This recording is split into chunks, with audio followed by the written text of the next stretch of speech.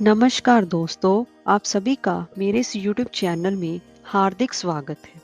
नवरात्र का पर्व शुरू हो चुका है और घर घर में कलश स्थापना और अखंड ज्योति जलाई जा रही है।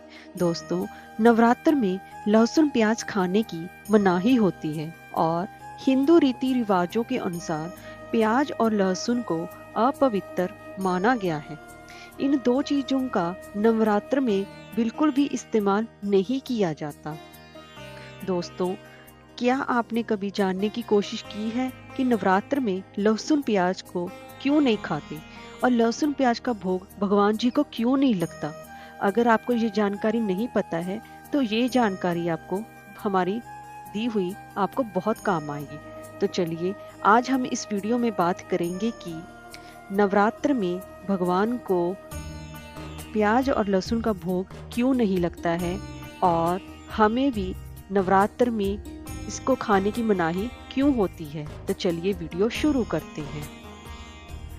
दोस्तों, एक पुरानी कथा के अनुसार समुद्र मंथन से निकले अमृत को मोहिनी रूप धरे विष्णु भगवान जब देवताओं में बांट रहे थे, तभी दो राक्षस राहु और केतु भी वहीं आकर बैठ गए। भगवान ने उन्हें भी देवता समझकर अमृत की बूंदें दे दी, लेकिन तभी उन्हें सूर्य व चंद्रमा ने बताया कि यह दोनों राक्षस हैं। भगवान विष्णु ने तुरंत उन दोनों के सिर धड़ से अलग कर दिए। इस समय तक अमृत उनके गले से नीचे नहीं उतर पाया था और चूंकि उनके शरीरों में अमृत नहीं पहुंचा था तो वे उसी समय जमीन पर गिरकर नष्ट हो गए। लेकिन राहु और केतु के मुख में अमृत पहुंच चुका था दोस्तों, इसलिए वह दोनों राक्षसों के मुख अमर हो गए।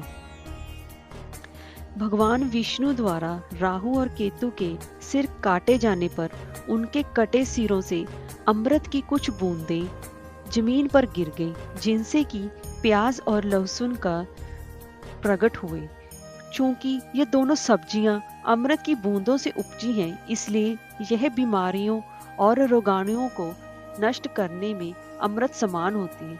लेकिन ये यूं कि राक्षसों के मुख से होकर गिरी हैं, इसलिए इनमें तेज गंध होती है और इन्हें अपवित्र माना जाता है। कभी भी इसको भगवान के भोग में इस्तेमाल नहीं किया जाता। कहा जाता है कि जो भी प्याज और लहसुन खाता है उनका शरीर राक्षसों शरीर की भांति मजबूत तो हो जाता है, लेकिन साथ ही उनकी बुद्धि और सोच विचार भी दूषित हो जाते हैं। दोस्तों, यह तामसिक प्रकृति के भोज्य पदार्थ होते हैं। इनके सेवन से अज्ञानता बढ़ती है। इसके साथ ही चूंकि लहसुन प्याज जमीन के नीचे उगते हैं और इनकी सफाई में कई सूक्ष्म जीवों की मृत्यु भी हो जाती है, इसलिए भी इन्हें व्रत के दौरान खाना शुभ नहीं माना जाता है। तामसिक गुणों के कारण लहसुन प्याज के सेवन से मन चंचल होता है। व्रत के दौरान मन की चंचलता व्यक्ति को विचलित करती है। इससे भोग विलास और मन आकर्षित होता है और व्यक्ति व्रत के नियमों का उल्लंघन कर सकता है। दोस्तों, पवित्रता को बनाए रखने के लिए ही लहसुन प्याज का सेवन भोजन में नहीं करना चाहिए।